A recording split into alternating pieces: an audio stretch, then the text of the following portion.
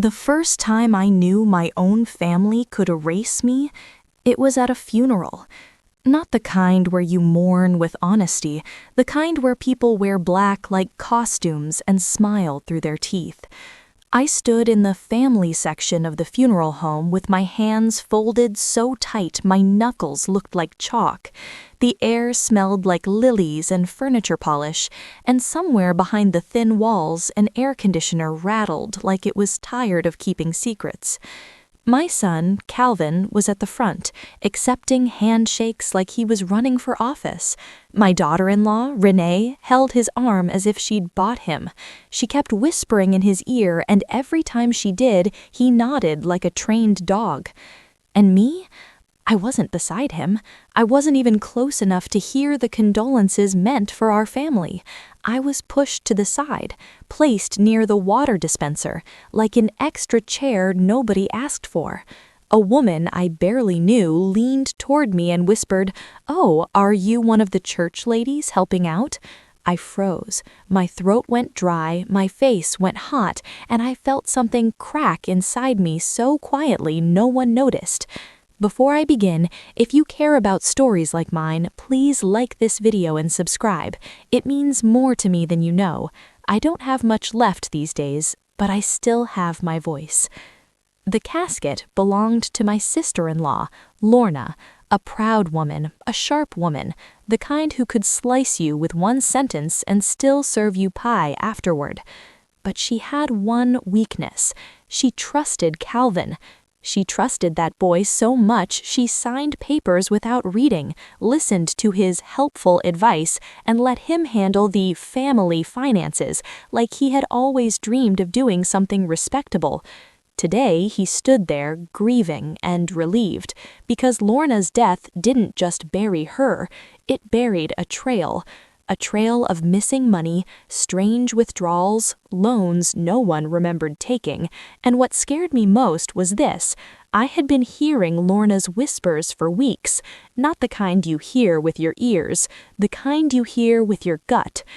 "May," she had rasped into the phone 3 nights before she died, "if anything happens to me, don't you let Calvin touch my desk." But now, standing in that funeral home, I watched Calvin glance toward the hallway behind the chapel, toward the private office where the funeral director kept personal effects and paperwork. His eyes didn't look sad, they looked hungry, and Renee caught his gaze and squeezed his hand once, like a signal. I didn't understand it yet, but I felt it. Something was moving, something was already in motion, and I, old, ignored, pushed aside, was the only one in the room who could feel the floor shifting under our feet, because that wasn't just a funeral, that was a performance. And the moment the pastor began his prayer, Calvin quietly slipped away toward that office. I followed, slowly, silently, my shoes whispering over the carpet. And just before I turned the corner, I heard Renee's voice, low and sweet like poison. "Make sure you get the flash drive. Your mother doesn't know what she's looking at." My breath caught, my heart cracked, and I realized right there under those soft funeral lights, they weren't just hiding something from the world, they were hiding it from me.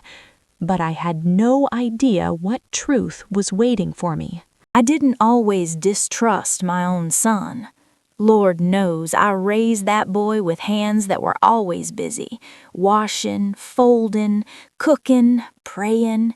I raised him on scraped knees and school lunches and the kind of love that doesn't ask to be noticed.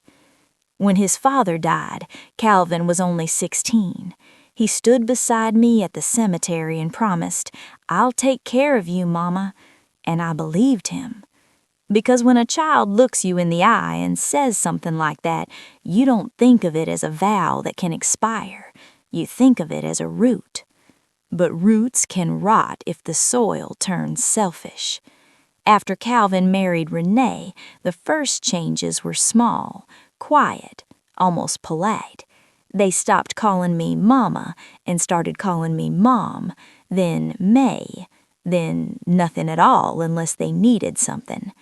Renee had a way of smiling without warmth.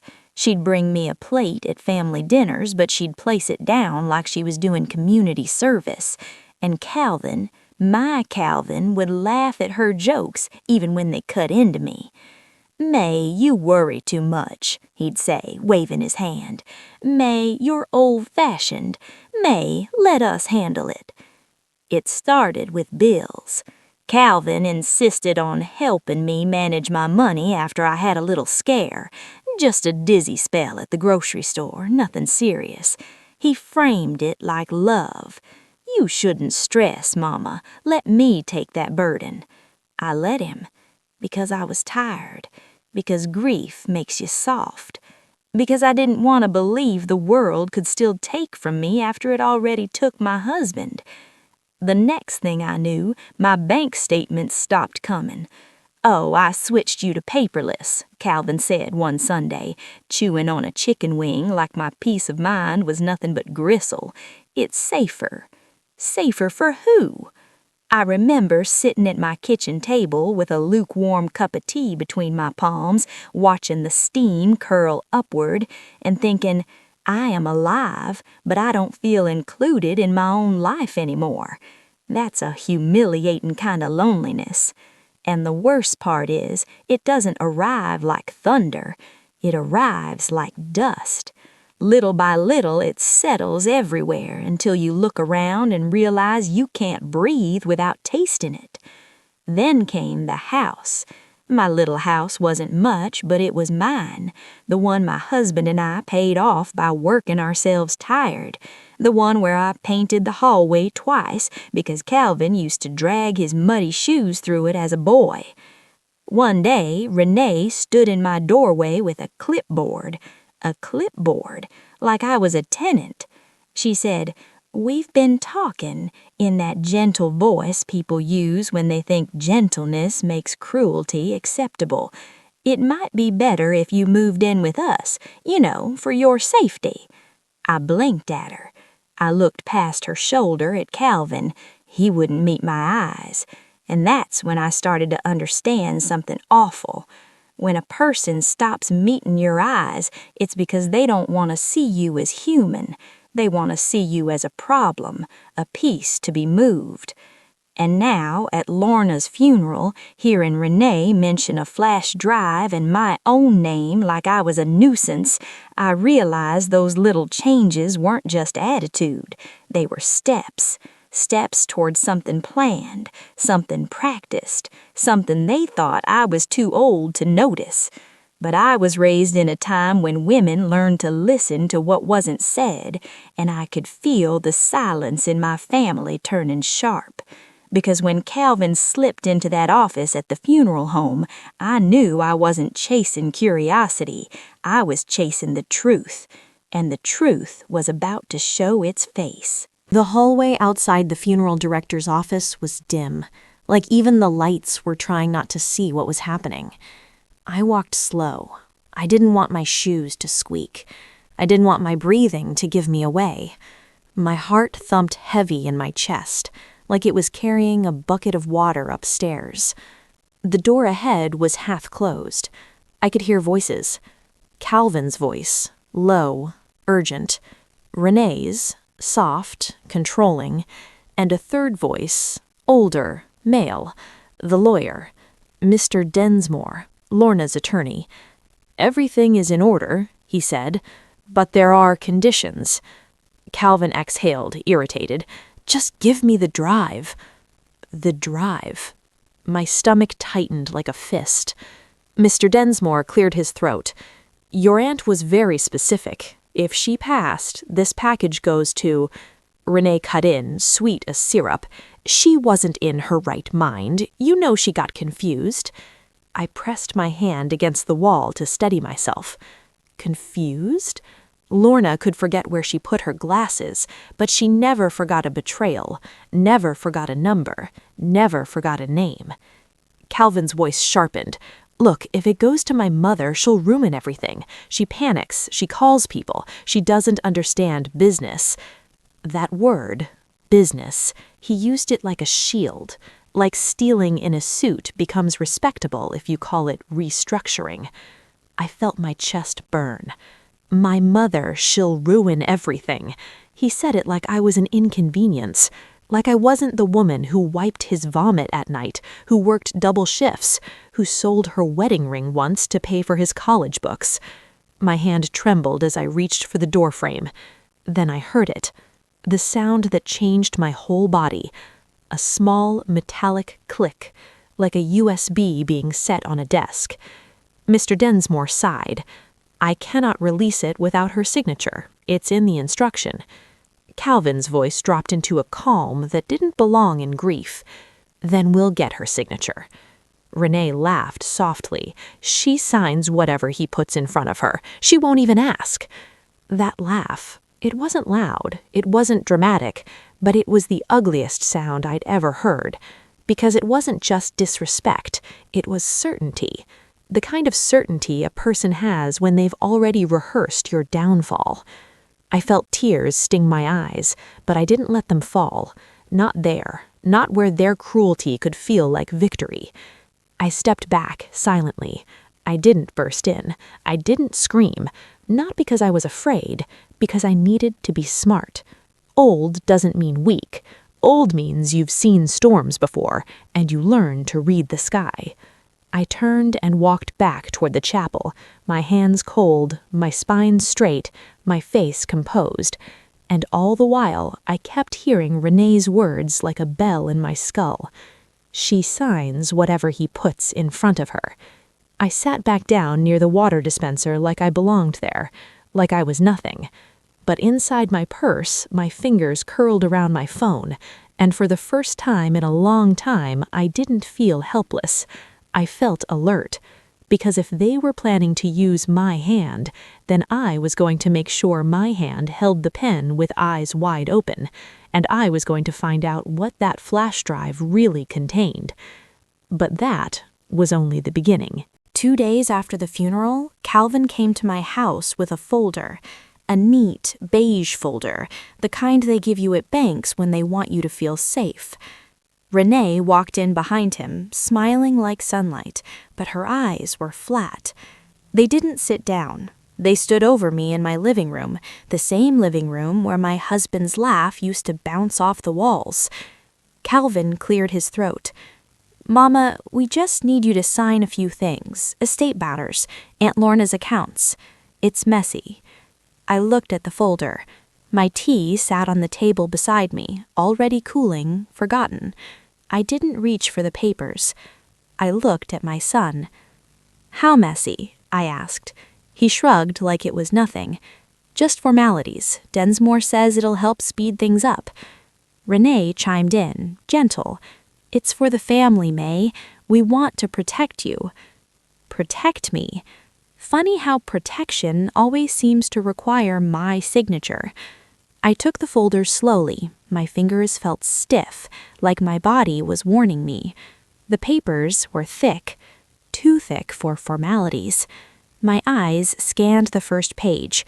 Words I didn't like, words that smelled like control.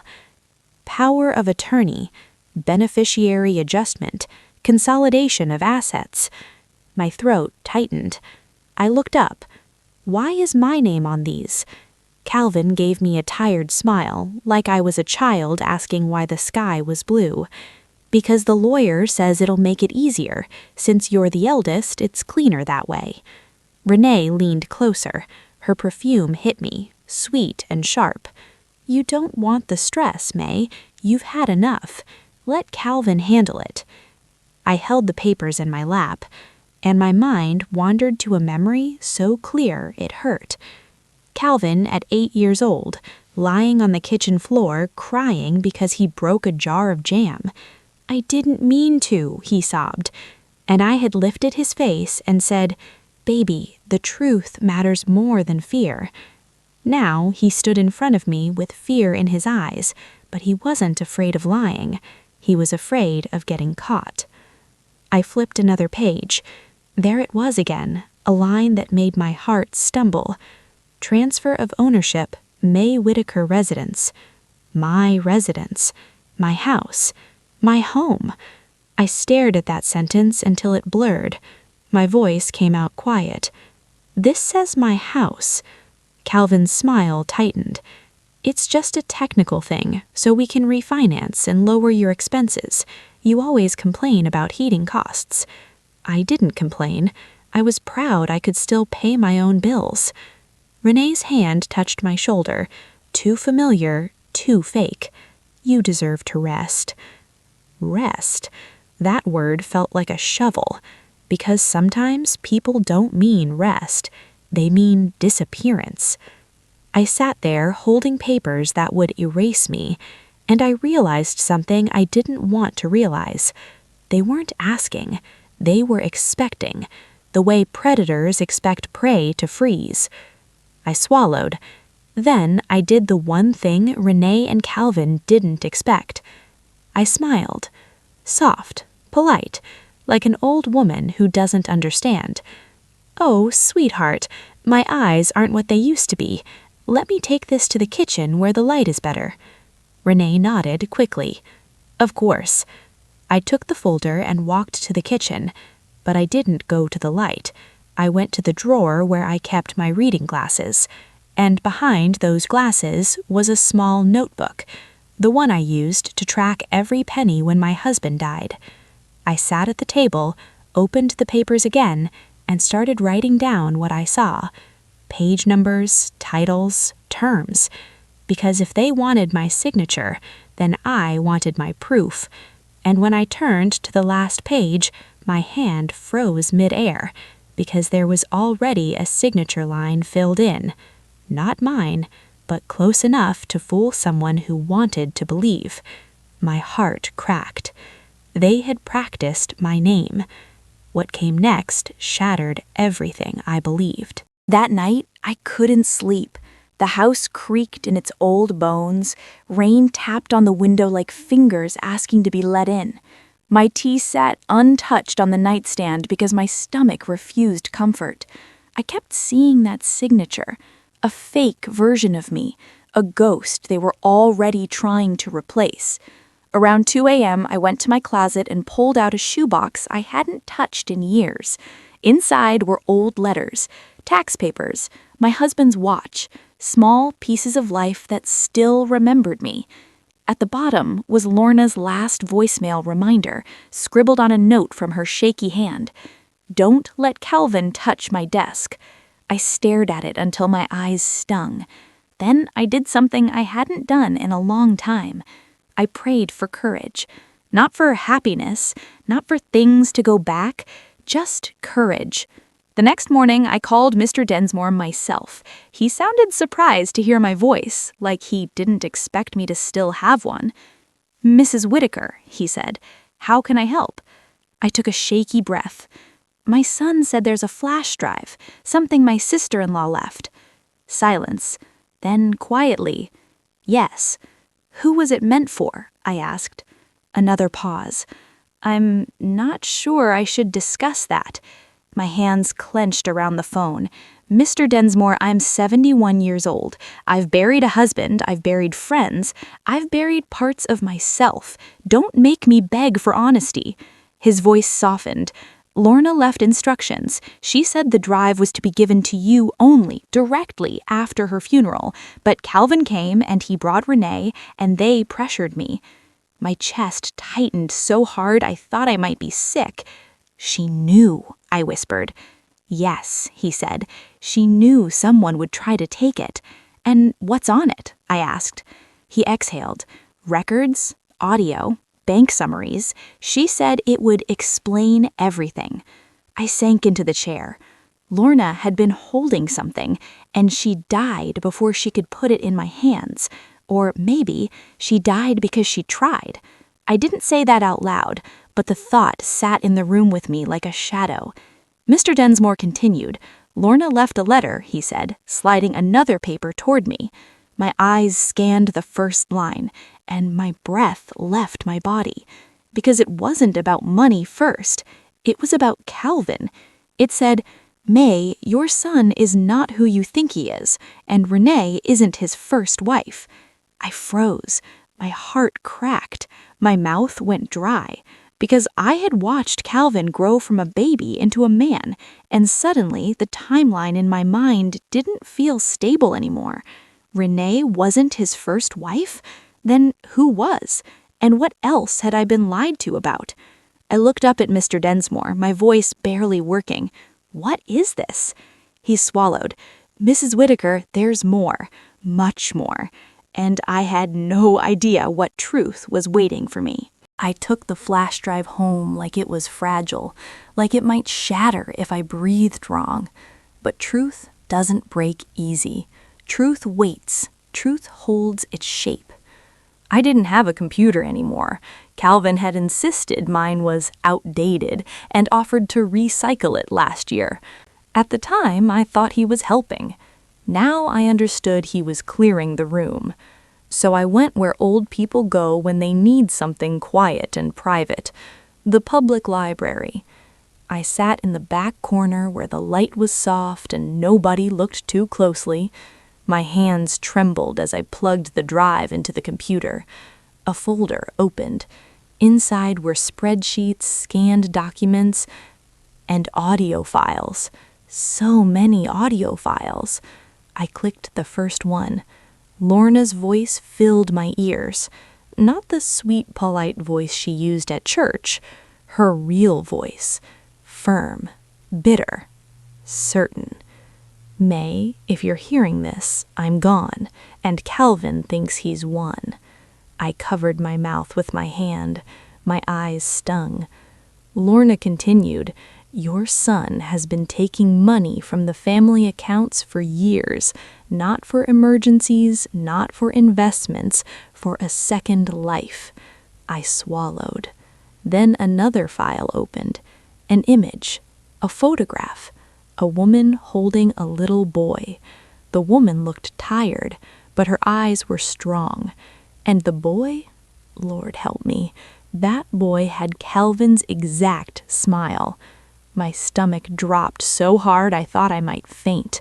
I stared at the screen until my vision blurred. Then the audio played again. That woman is Marissa, Lorna said. Calvin married her first. Quiet ceremony, no family. Renee came later, after Calvin learned how to hide better. My hands went cold. I felt humiliated in a way I can't describe, because it wasn't just that my son lied. It was that he built an entire secret world while letting me sit at his table like I was included. Lorna's voice hardened. Marissa has a child Calvin denied publicly. He pays them through shell transfers, and he uses your accounts to cover it.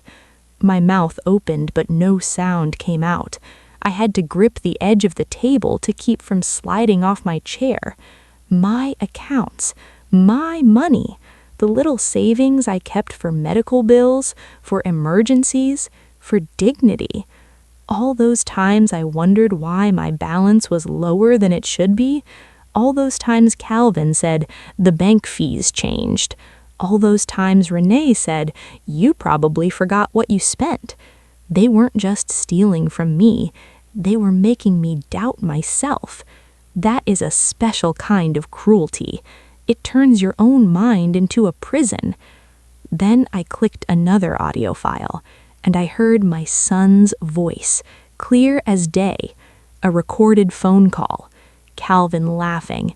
He'll never notice. Mama's old school. She thinks a man's word is still worth something. Renee giggled beside him, and then she said the line that made my whole body go still.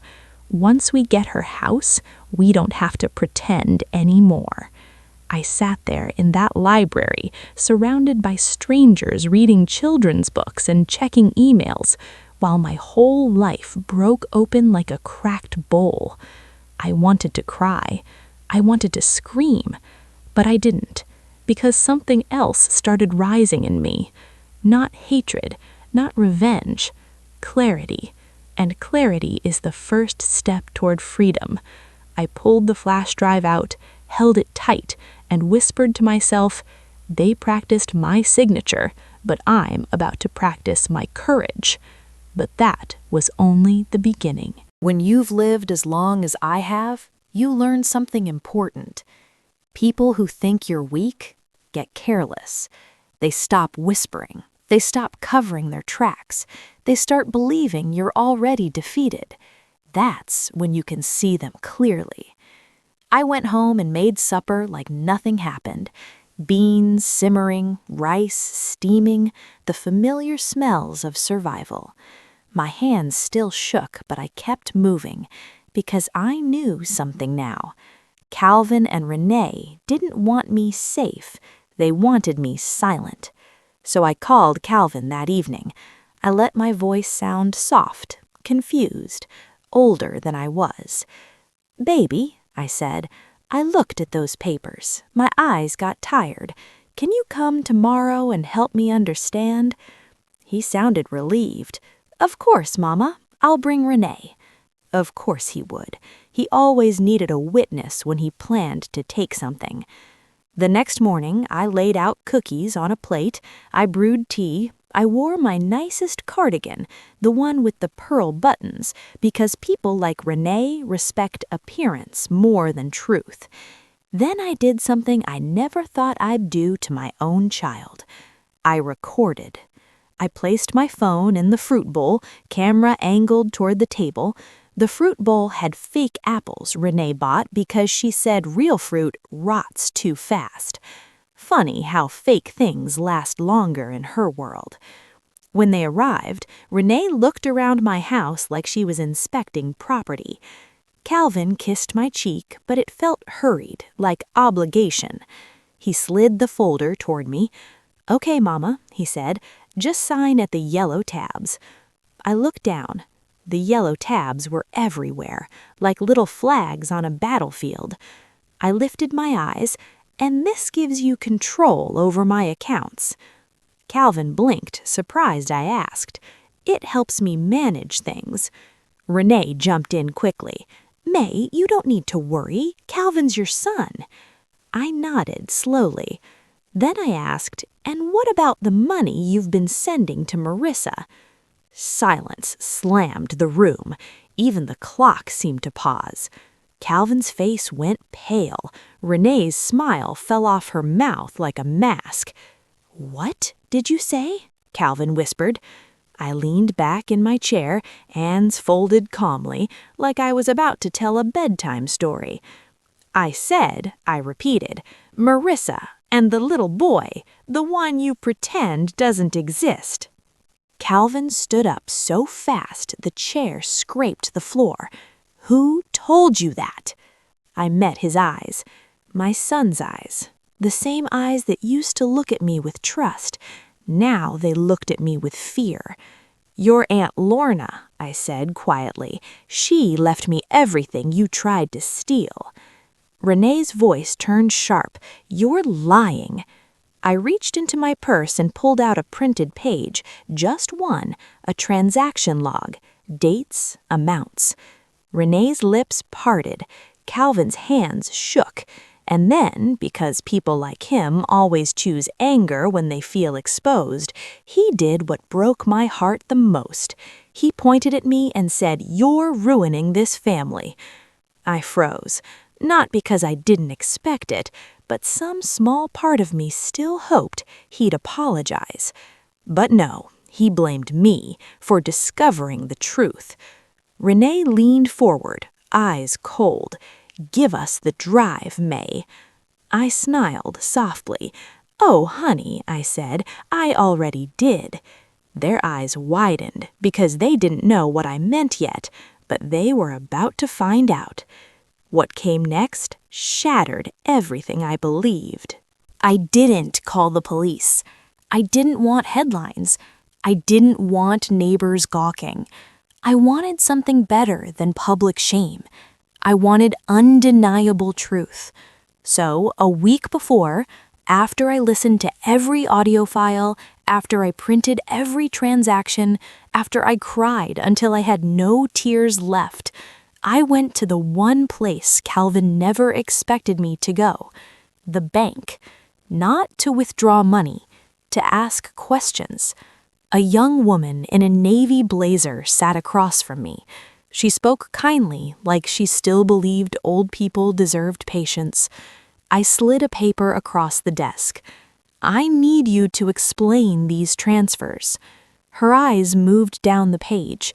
Then her expression changed. Mrs. Whitaker, these aren't small. No, I said, they're not.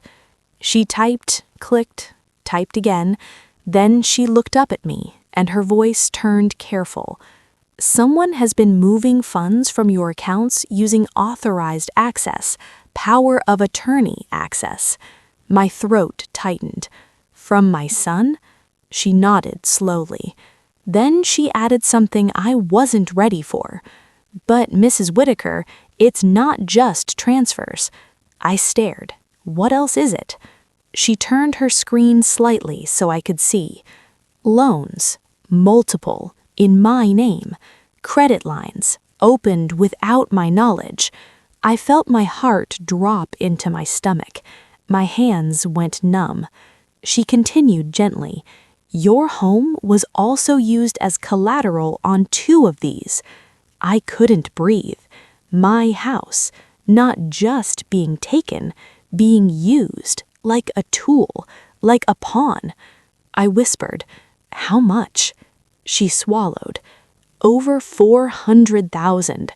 I sat there in that bank chair, my whole body cold, while memories flickered through me like a broken film reel. Calvin bringing groceries, Renee buying fake apples, my missing statements, their soft voices telling me not to worry. They weren't helping me. They were hollowing me out. And then the young woman said the sentence that changed everything. Mrs. Whitaker, whoever did this has been setting you up to take the fall if anything is questioned. Setting me up to go down so Calvin could walk free. That night, I went home and sat in the dark. No TV, no music, just the sound of my breath and the house settling around me. And I asked myself the question that haunts every mother who gets betrayed. Where did I go wrong? Was I too forgiving, too giving, too proud to demand respect? But then another thought came, soft and sharp. Maybe I didn't go wrong. Maybe I just raised a boy who grew into a man I didn't recognize. When Calvin and Renee sat in my living room demanding the drive, they thought I was alone. They thought I had no proof. They thought I was an old woman clinging to hurt feelings. But I had already met with someone else, someone Calvin feared more than me, a financial fraud investigator, and I had already submitted copies, not to punish, to protect myself. So when I told Calvin I already did and watched his face drain of color, that was the moment he realized he wasn't in control anymore, and neither was Renee. Karma doesn't always arrive like thunder. Sometimes it arrives like paperwork, and I had started the process, but I had no idea how far my son would go to save himself. The next day, my phone rang at 6:12 a.m. It was Calvin. He didn't say hello. He didn't say mama. He said, "What did you do?" His voice was tight, panicked, like a man who just saw his reflection and didn't like it. I held the phone with both hands, sitting at my kitchen table. The sun hadn't fully risen yet. My tea was still steeping, the string tag damp against the mug. "I told the truth," I said quietly. "You can't do this," he hissed. "You're my mother." I closed my eyes. That sentence, it would have meant something to me once. Now it sounded like a weapon. "I am your mother," I said. "That's why this hurts so bad." Then Renee's voice came into the call, loud enough to hear in the background. "Tell her she'll lose everything if she keeps talking." Lose everything, as if I hadn't already been losing it slowly for years. Calvin's voice softened, and that scared me more than his anger. "Mama, Listen, we can fix this. We'll stop the transfers. We'll give you a little money back. Just stop, please. A little money back? Like I was a stranger negotiating a refund. I felt tears in my eyes, but my voice stayed calm. Calvin, I said, do you know what you took from me? He swallowed. I could hear it. You took my trust, I whispered. And trust is the only thing that keeps a family from turning into a courtroom. Silence. Then, quietly, he said, You always make everything dramatic. I froze. That line hit me harder than any threat, because it was the same thing he used to say when I cried about my husband, the same thing he used to say when I worried about my health, the same thing he used to say whenever I tried to speak. That's how some people survive. They don't fix what they broke. They accuse you of feeling it. I took a shaky breath. I'm not dramatic, I said. I'm awake. And then I hung up. My hands shook so hard I had to set the phone down. I stared at the wall for a long time, listening to the kettle click off, listening to the clock take forward like time didn't care. And then the doorbell rang. I wasn't expecting anyone. My stomach tightened. I walked slowly to the front door and opened it. A man stood on my porch wearing a suit and holding a folder. He smiled politely. Mrs. Whitaker, he asked, I'm here regarding your property. My breath caught. My knees weakened. He extended the folder, and the first page read, Notice of Foreclosure Proceedings. I froze. My heart cracked, because even though I had started the process, Calvin had moved faster. He wasn't just trying to escape consequences, he was trying to bury me before anyone could see what he'd done. But that was only the beginning. People think justice feels like celebration, like confetti, like a big moment where everyone claps and the villain cries and you walk away glowing. But real justice feels like grief with a backbone. It feels like sitting in a small office with fluorescent lights while a serious woman in glasses asks you to repeat again and again the ways your own child deceived you. It feels like signing forms with trembling hands, not because you're unsure, but because your body is tired of carrying heartbreak. That foreclosure notice lit a fire under the investigators, not the angry kind, the focused kind, because it showed intent, not accident, not misunderstanding, a plan. Within days, the fraud investigator contacted the bank's legal department. The bank froze transfers. They reviewed signatures. And when they compared the fake signature they found on one loan document to my real signature, they saw the tremor marks, the hesitation, the little loops Calvin couldn't copy, because nobody can forge the history inside a hand.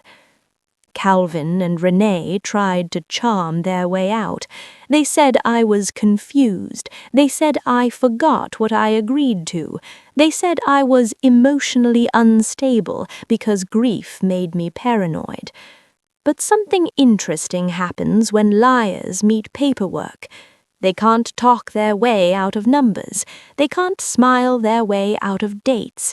And they definitely can't gaslight a ledger. One afternoon, the investigator played one of the audio files aloud. Renee's voice filled the room. Once we get her house, we don't have to pretend anymore. Calvin's face went gray. His mouth opened, but nothing came out, because the truth doesn't argue, it just stands there. At the end, the bank reversed what it could. Some money was gone forever, spent, moved, hidden. But the house was saved. Not because Calvin gave it back, because the law finally saw me. Renee left Calvin within a month. Funny how loyalty disappears when consequences arrive. She blamed him, he blamed her. They didn't call me. not to apologize, not to explain, not to cry, just silence. And that silence, it hurt, because no mother raises a baby thinking one day that baby will become a stranger. But in that quiet, I found something else, peace, not the easy kind, the earned kind. I moved my money back into accounts only I could access. I brought back paper statements. I bought real apples again, and I laughed at myself for how symbolic that felt. I started attending church early, sitting where I wanted, not where people placed me. And one morning, as rain tapped softly against the window and my tea warmed my palms, I understood the truth behind that opening funeral scene. They didn't push me aside because I was old. They pushed me aside because I was the only one who could still see clearly. They wanted me in the corner so they could steal in the center. But God has a way of lifting the ones people try to bury. If there's one moral I want to leave you with, it's this. Never let love make you blind, and never let age make you think your voice is worthless. Sometimes the strongest person in the room is the one everyone stopped paying attention to. And if you're listening to me right now, if you've been disrespected, used, manipulated, or made to feel small, please hear this from an old woman who survived it. You are not too late. You are not too old, and you are not foolish for loving. You just deserve better than betrayal, and the truth always finds its way home.